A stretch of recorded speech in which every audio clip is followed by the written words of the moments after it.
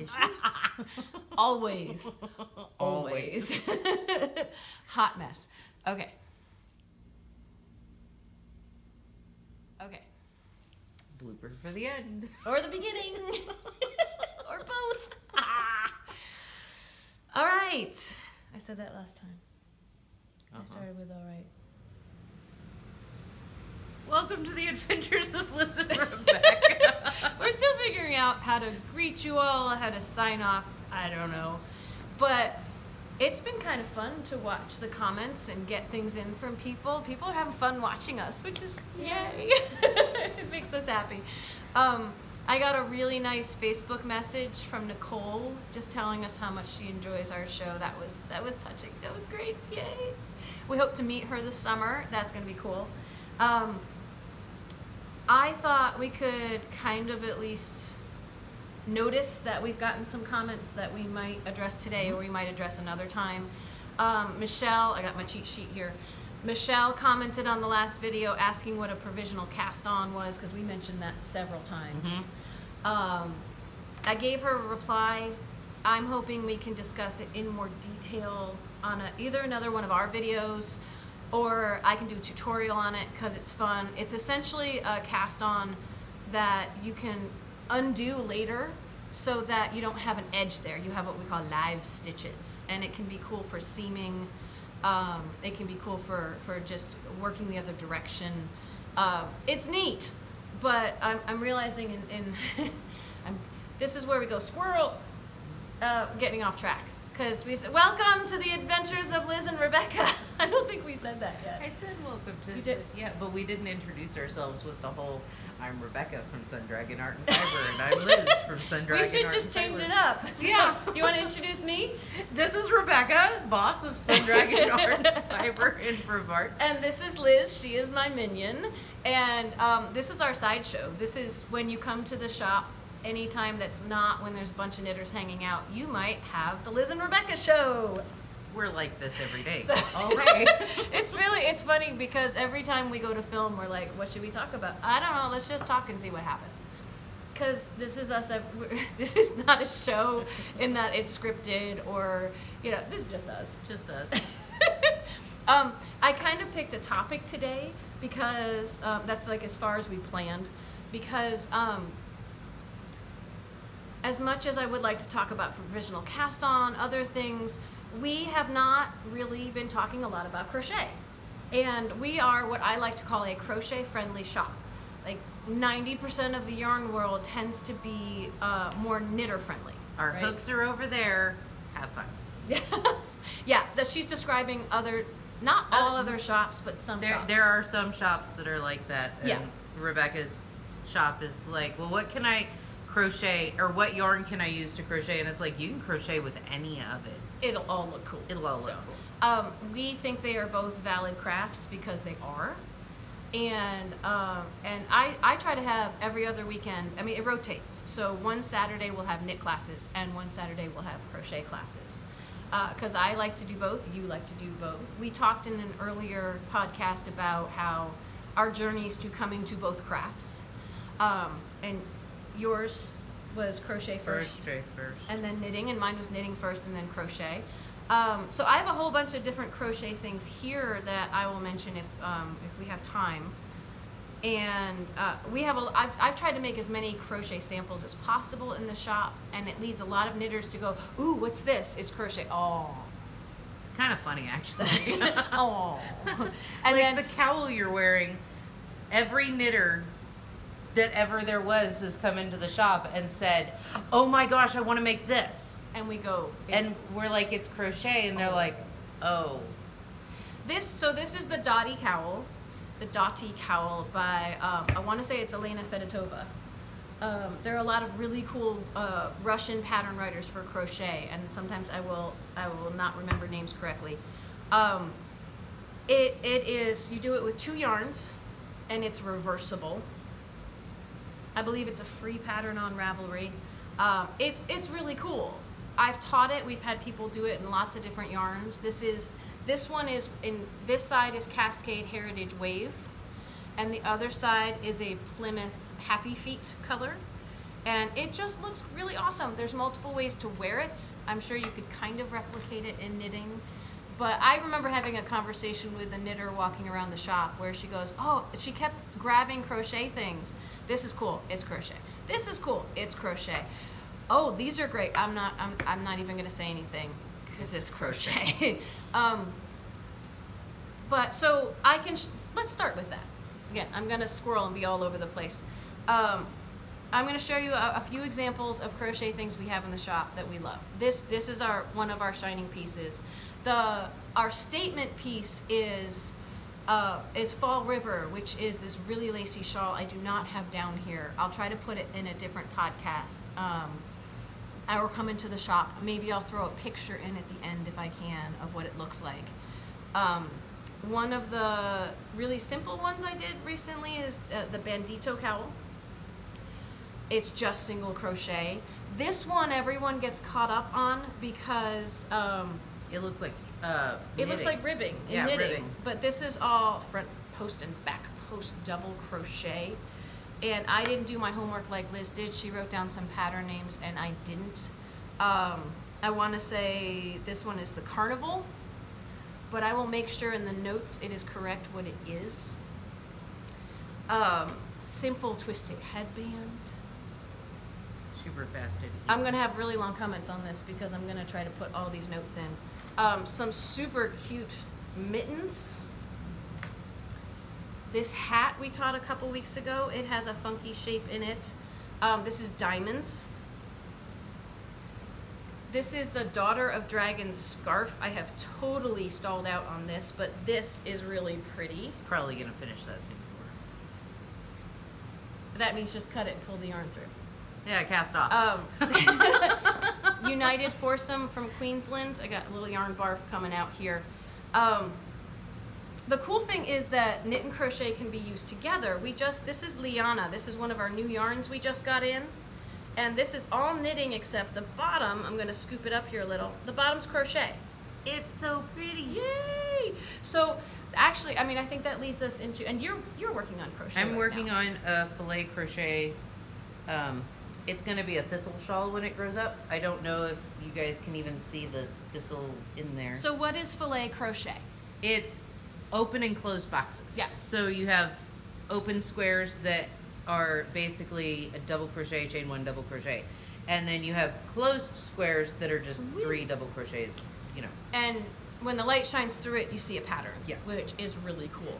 So it's the Stormy Thistle Shawl. It's supposed to be done in tiny, tiny little yarn on tiny, tiny little hooks. Liz, don't do that. No, this is an H hook and worsted weight yarn. Okay, yeah, cool. It'll be as tall as me. Almost. So I think most of your shawls are as tall as you, which is really cool. The hat that Liz is wearing is crochet. Do you know what pattern that is off? Is that the I want to say we're both brain farting on this. I forgot. Is that the one you had me make? Yeah, you made one. Yeah, what is it called? Hold on. She's going to look it up. Ravelry.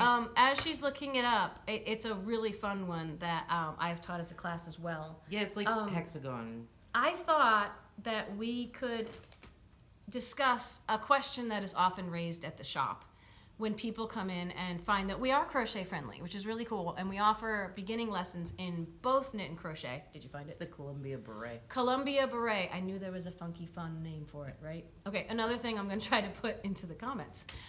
So people will walk in who don't yarn yet, and we say, would you like to? And they say, yes. Well, which one's easier? Or which one's better, knit or crochet? My answer to this question is it depends on who you ask, or for what's easier to learn or what's better, or my very unscientific study of this that I'll tell people is most people tend to answer whatever they learned first they find easier.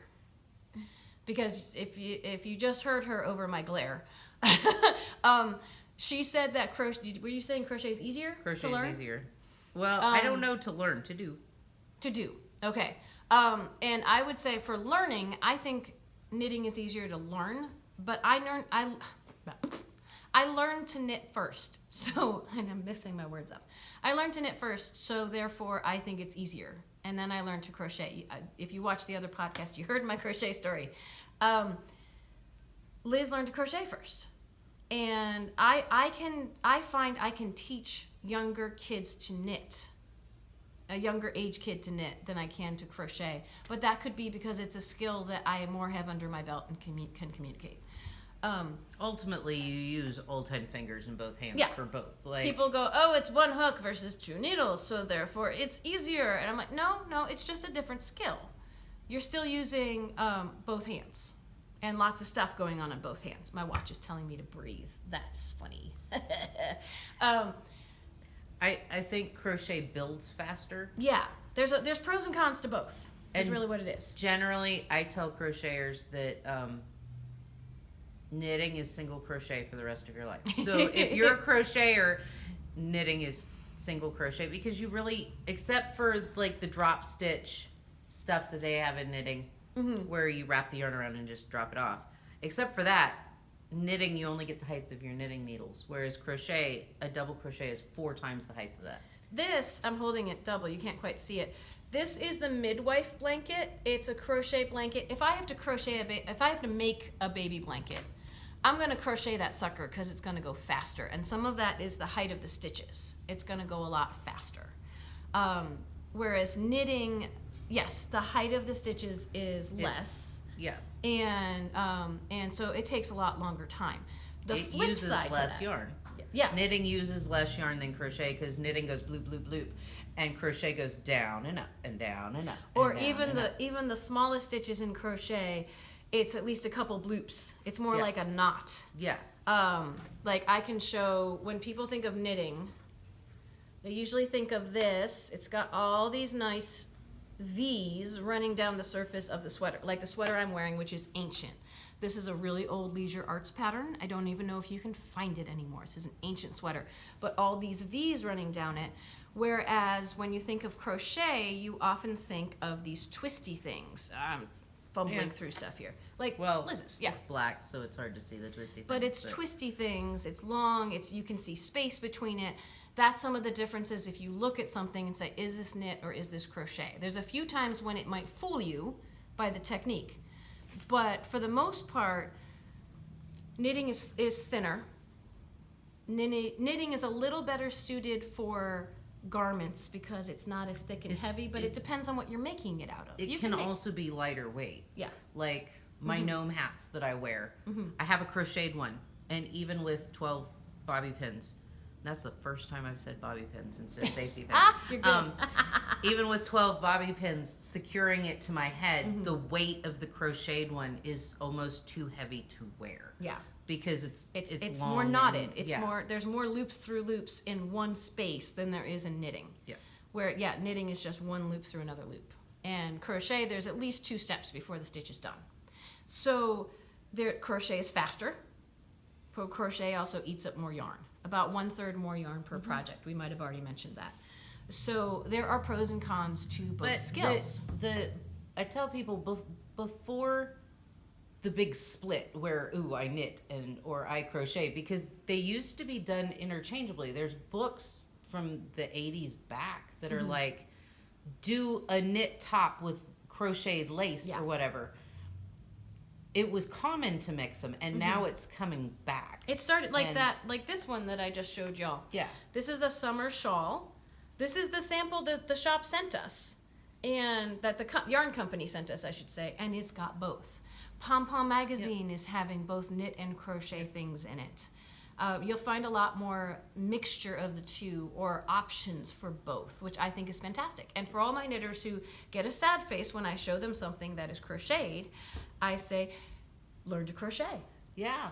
It gives you more versatility. You can do more patterns. You can do more stuff. I think it's cool. On most of my shawls, I knit until, I'm until gonna knitting die. is boring. Yeah. Until I lose the will to live. Yeah. And then I crochet a beautiful border, and everybody's like, and it's not even like a pattern border. It's just single and double, or chains and double crochets. And everybody's like, oh my gosh. And it's like, it's not difficult to just add a border to it. that reminds me, it's easier to add on with crochet than it is with knitting. You've got to keep track of a billion different things. Do you want to show off?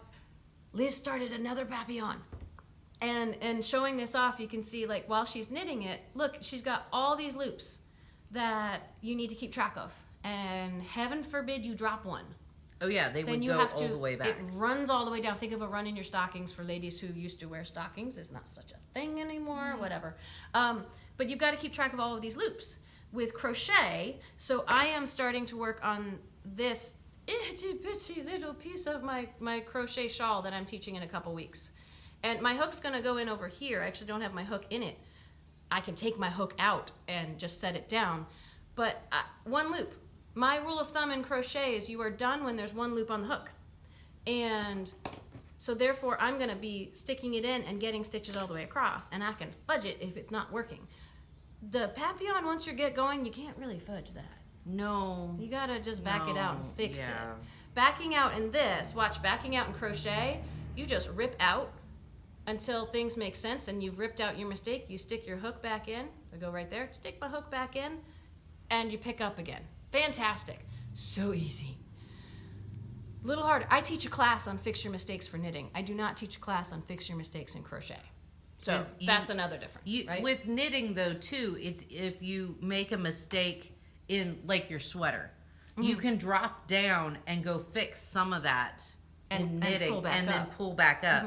With crochet, because it's all, I can't drop down and fix a mistake down here. I've got to rip it all the way back out. So again, pros and cons. Like they both have pluses and minuses. So I mean, some people might be a little angry we're not going to rank one above the other, but we're not. We're going to say they're both really cool and they both have their pros and cons. It depends on what I'm going to make anymore as to what I use. Yeah, it's not like Liz found knitting and left crochet behind, or I did the same thing the other direction. We both now are more versatile and can do more things. I think it's pretty cool. So yeah, awesome. Speaking of being versatile, we had a comment from someone who made a Wintersol. I showed you my Wintersol sweater last time. I haven't made enough progress to show you anything. It would look exactly the same. But someone from the UK commented how she was able to adapt the sleeves for her daughter so they were the right length. That's one of the things I love about both knit and crochet. Yeah, you can change the size. You can adapt it. You can make something the color you want. You can change the size of it. If you want to tackle the math, you can almost change the shape of it. It's pretty cool. Like this was supposed to be a generous 65 inches or something across. And I don't make small things, but I did have to adjust my hook. I was like, I'll do it on worsted weight with an eye hook. Yeah. And I held up the spine and it was like above my head. And I was like, ooh. So we're going to change that. I went down to, this, and now I can comfortably wear it and it won't drag on the floor. Awesome. So... And my alarm to not have this video go super crazy long went off. I don't even know how long ago. But we were having a good discussion, so we kept it going. So let us know in the comments what you think about knit and crochet. Please be nice. We are not going to badmouth anything. But if you prefer one, tell us the positives. Tell us what's good about what you like to do. And let's share the love. So then maybe like someone who knits will start to crochet, or vice versa, because they'll be like, I hadn't thought of that. That's so cool. We love it here. Please subscribe. Please give us new topics. Obviously, we can go on with only one topic for. We've gone on with only one topic. We've had days. We've had days where we shut down the camera and then we kept talking about a topic from our video for a couple hours. Yeah. And it was, if we could get an audio podcast going, we would. But if it was just putting a mic on us and following us around all day, there'd be parts we couldn't share. Yeah. For multiple reasons. Yeah. So let us know what you want to hear about, because we want to share more of what we love doing with y'all. So anyway, signing off. Stay tuned to more adventures of Liz and Rebecca. Have fun crafting. It's so fun. I like how this is turning. That's going to be really cool. And you're going to make another one. I'm going to make like and it's going to be cool. may not make it in the video, but that's cool. So, Yeah. I'm not gonna trip this time. I'm going this way.